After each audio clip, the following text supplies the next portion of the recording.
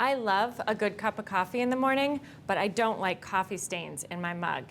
Here's a great solution to remove those stains. Take 1 tablespoon of baking powder and combine it with 1.5 teaspoons of water and stir to make a paste.